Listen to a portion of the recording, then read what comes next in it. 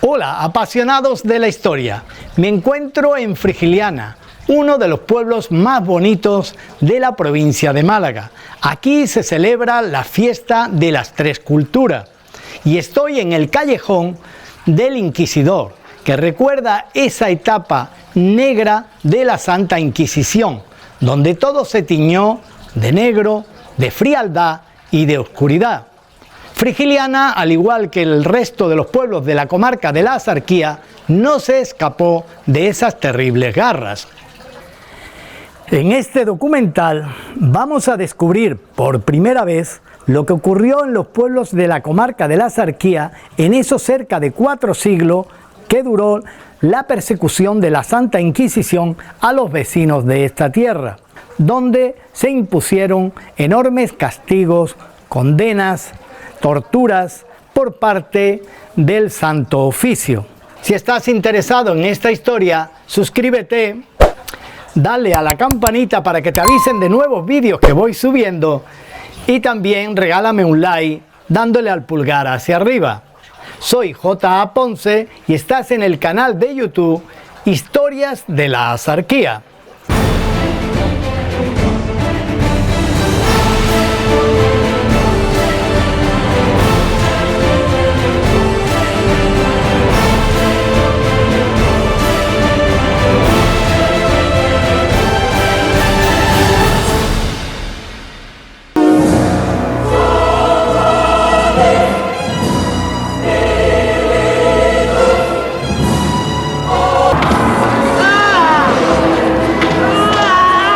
Los honrados regirán, los culpables serán castigados. ¡Torquemada! ¡Hipócrita! ¡Tirano! Te maldigo para que mueras por tus propias torturas.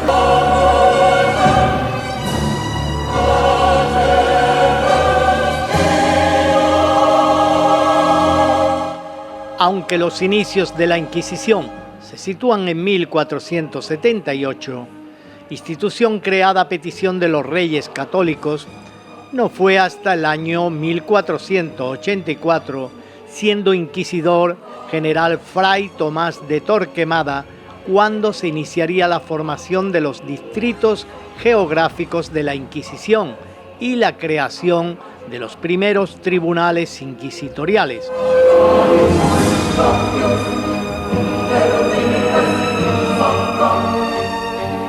Lo increíble es que durara tanto tiempo, cerca de 4 siglos. Es verdad que la monarquía siempre le interesó contar con un aparato represivo de esta índole, ya que a través del mismo tenía más seguridad en mantener a su súbdito bajo su autoridad. La realidad fue que llegó a confundirse la autoridad de la Iglesia y la de la monarquía.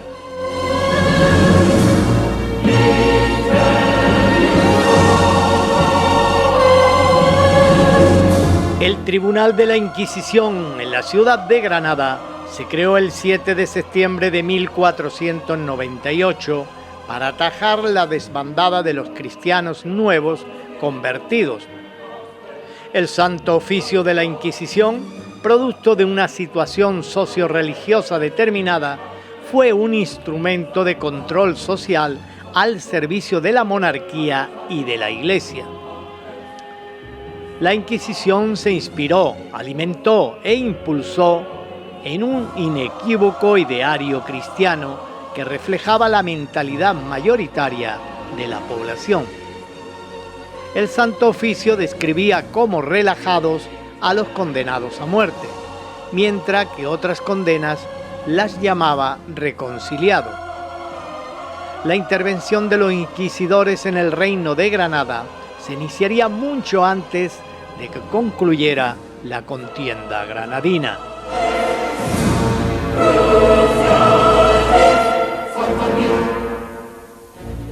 También en la cercana ciudad de Vélez Málaga, capital de la comarca de la Axarquía, se hacía sentir la presencia de la Inquisición. Así, a mediados de 1490, Francisco Sánchez de la Fuente y Martín Ponce, inquisidores generales, informados de que algunos reconciliados, esto quiere decir condenados, acusados de herejía, se encontraban viviendo en Vélez Málaga.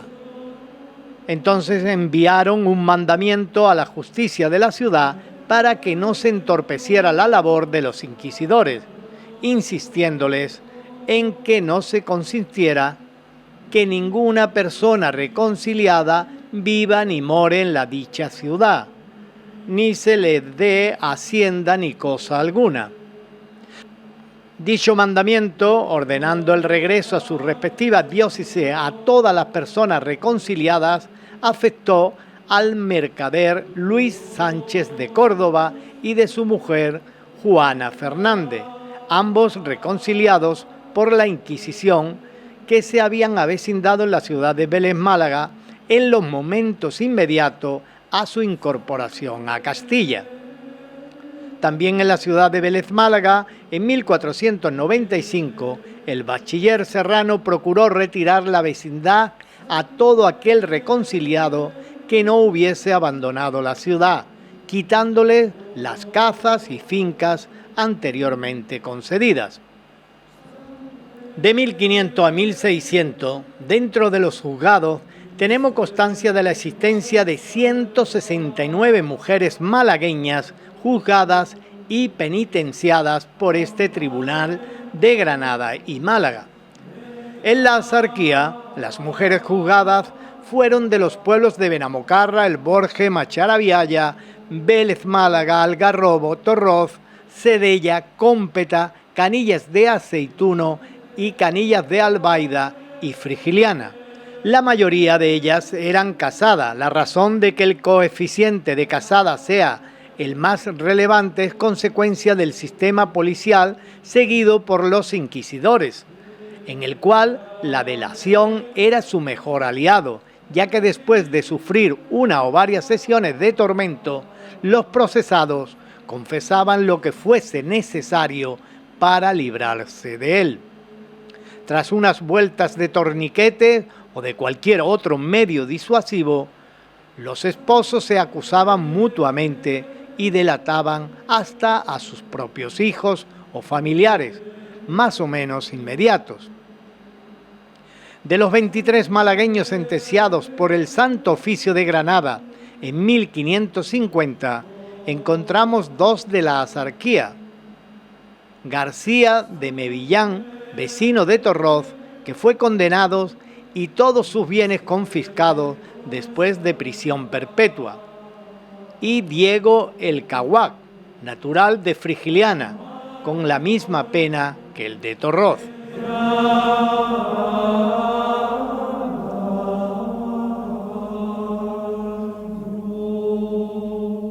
Años después, el morisco Luis de Mesa, natural de Canillas de Aceituno, fue acusado de haber practicado ceremonia de los moros en la sierra durante la sublevación. Fue condenado a recibir un tormento y que le dieran 7 vueltas de corcel a los brazos, y tendido en el potro le dieran una vuelta a la espinilla derecha. A la mañana siguiente fue hallado ahorcado en las verjas de la puerta de la cárcel con el cordón de su sombrero y la cuerda de esparto del asa del cenacho donde comía. Sus huesos fueron exhumados en la hoguera, su fama condenada, su descendiente inhabilitado y sus bienes confiscados. En la visita inquisitorial por tierras malagueñas en 1560 del inquisidor Martín de Coscojales, fueron encausadas 269 personas, pero ninguno de la Axarquía, ya que la visita recorrió Ronda y el Valle del Guadalhorce.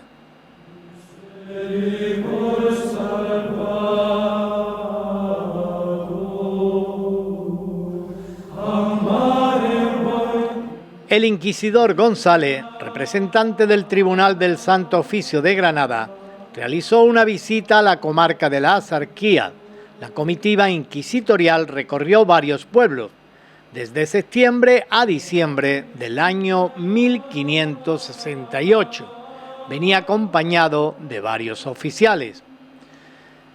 A numerosos vecinos de varios pueblos le tocó la dura experiencia de los procesos inquisitoriales.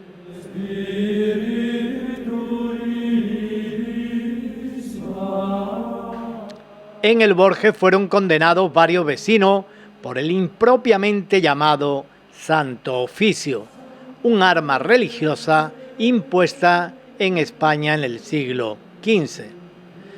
Entre los condenados destacamos a María, una morisca del Borges que fue procesada por Inquisición en el año 1584 y sentenciada a recibir 100 azotes y confiscación de sus bienes, así como comparecer en público en acto de reconciliación con hábito por haber tenido contacto carnal con el demonio. Otro vecino del Borges condenado fue Melchor Fonallas, condenado por mahometismo, ritos y costumbres, en 1568. También su mujer fue condenada por haberse lavado en público. Mateo Gazafa, vecino del Borges, en 1568, y Bartolomé López, condenado también por expresiones ofensivas. Juan de Ojeda, condenado por moral sexual en 1586. Algunos eran quemados en la hoguera, otros que expresaban su arrepentimiento fueron estrangulados por el procedimiento del garrote vil, antes de ser pasto de las llamas.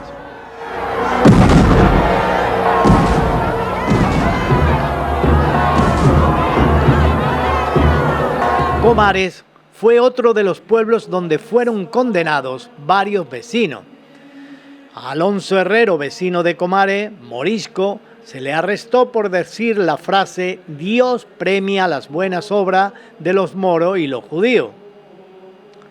A Luis de Almojía, vecino de Comares, también morisco, su proceso resulta cuando menos sorprendente, pues se trata de asuntos higiénicos y que para el Tribunal del Santo Oficio de la Inquisición fue sinónimo de realizar práctica herética, lo cual suponía un delito. Fue detenido porque se lavó en la fuente de la plaza de Comares, los muslos y sus partes vergonzantes, a la usanza morisca, no recatándose de efectuar su acción públicamente. Parece ser que tuvo un problema fisiológico sobrevenido, el cual debió de ser de carácter muy importante e imperativo. En esta situación la naturaleza se manifestó en toda su plenitud y con toda su crudeza. Ante esta política de hechos consumados, con una incomodidad más que evidente y sin solución de continuidad, la forma que tuvo más a mano de adecentarse el bueno de Luis fue lavarse en la fuente de la plaza, ante los ojos de los presentes en ese momento.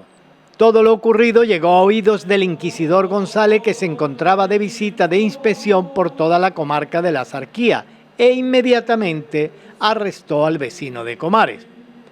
Fue procesado por delitos de islamismo. La sentencia fue de reconciliación, o lo que es igual, pena de llevar hábito y 10 años en las galeras.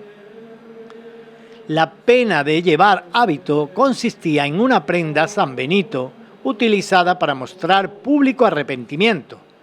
Debían llevarlo los condenados como signo distintivo, no en la cárcel, pero sí si se asomaban a la puerta. El San Benito consistía en una túnica de paño amarillo con una cruz roja en el pecho y a la espalda. La pena de reconciliación traía consigo la confiscación de todos los bienes del penado y fue el castigo más comúnmente infligido por el Santo Oficio, afectando sobre todo a los moriscos como Luis. La pena de galera solo afectaba a los varones encarcelados en virtud de la facultad que los reyes obtuvieron del Papa Alejandro VI en 1503, de acuerdo con la bula.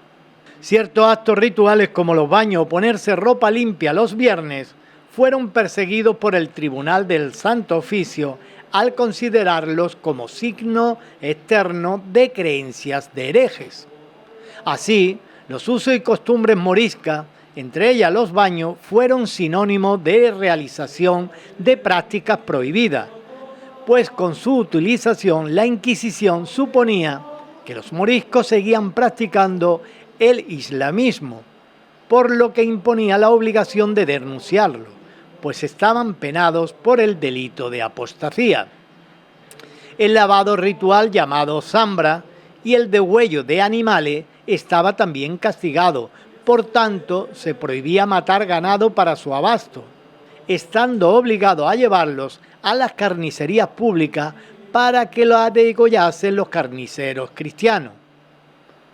La falta de higiene en la parte cristiana era una característica común de la Europa occidental. Un comentario de la reina Isabel la Católica, la cual afirmaba que no se cambiaría de camisa hasta que se culminase la toma de Granada, da una idea de las costumbres higiénicas de la época, dentro de lo que compete a la comunidad cristiana. Un tercer proceso fue contra Juan Pérez Suque, de 40 años y vecino de Comares. En el auto de fe del año 1571 fue procesado por delito de islamismo. La sentencia fue de reconciliación, pena de llevar hábito, cárcel perpetua y 5 años en galera. De Macharabiaya era Isabel Pérez, una morisca que la acusaron de que no se confesaba y que dijo que es comulgar, comer una torta. Entre las muchas traperías e injusticias que cometió la Iglesia en aquella época, destaca la expoliación y el robo, que se vieron sometidos muchos vecinos de esta provincia. Cientos de hectáreas fueron expropiadas, pasando a manos de funcionarios y de la Iglesia. En este ambiente encontramos el caso del vecino de Moclinejo, Diego Díaz, el cual fue procesado por decir que si le quitaban su hacienda por no tener título de ella, le daría una puñalada al rey y otra a Dios. Una historia especialmente emotiva es la de una morisca de Benamocarra que se llamaba Lucía de Talavera, que defendía la memoria de su hermano ejecutado y víctima de las llamas.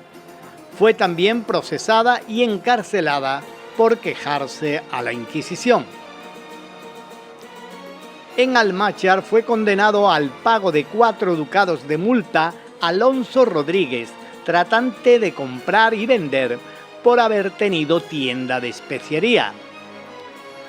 Para los campesinos todos los años eran malos, pues el Santo Oficio velaba por la sumisión de los labradores, que ni siquiera podían protestar por la injusticia de que eran objeto.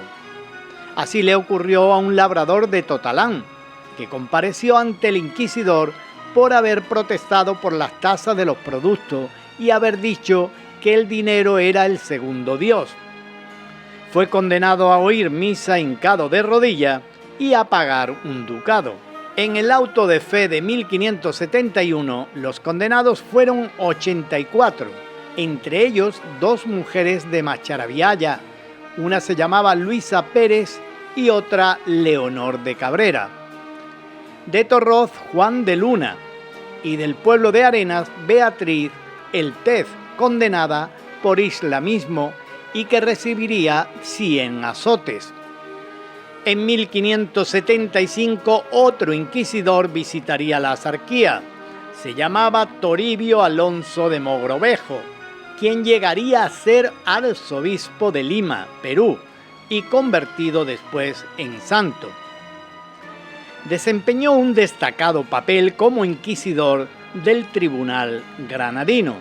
Entre las muchas tareas realizadas durante los años que ocupó tal cargo, desde 1574 a 1580, es de reseñar la visita que realizó a la comarca de la Axarquía. En la ciudad de Vélez, Málaga, únicamente fue instruido un proceso, el de Jerónima Pérez, doncella de 22 años, que compareció por expresar sus ideas contrarias a la asistencia obligatoria a la misa, pues dijo a ciertas personas preocupadas por no haber cumplido con tal precepto religioso que no era pecado mortal no haber oído misa, porque los mandamientos de Dios, quebrantarlos es pecado mortal, pero los de la Iglesia no obligaban a ser pecado mortal. Manifestación tan clara y precisa hizo que la sancionasen con las siguientes penitencias espirituales: ayunos, oraciones y limosna. Durante todo el año de 1576 debería ayunar los viernes y rezar el rosario los sábados, además de dar 4 reales de limosna a los pobres, cantidad bastante módica debido a su precaria condición económica. De los 70 sentenciados en el auto de fe de 1606, encontramos varios de nuestra comarca. La beleña Francisca Lope Casada. A la encausada la acusaron 6 testigos porque echaba suerte con unas habas con invocación del demonio. Fue apresada por los jueces reales, quienes ordenaron aplicarle torturas. Fruto de estas, confesó ser cierta las hechicerías, así como que ofreció al demonio su alma y su cuerpo, y tuvo acceso carnal con él. Fue condenada a que saliese en auto público en forma de penitente, con las insignias de hechicera, y le dieron 100 azotes por las calles de Granada, y durante 6 meses fue desterrada de Vélez Málaga. Otro de los condenados fue Diego Núñez, oriundo de Portugal, judeoconverso de profesión mercader y residente en Vélez Málaga. Por hablar sin respeto del matrimonio sería encarcelado un curtidor de Vélez Málaga porque, estando ofendido con su esposa, dijo de forma aireada que valía más estar amancebado que casado. La sentencia fue destierro de la ciudad de Vélez Málaga por 1 año.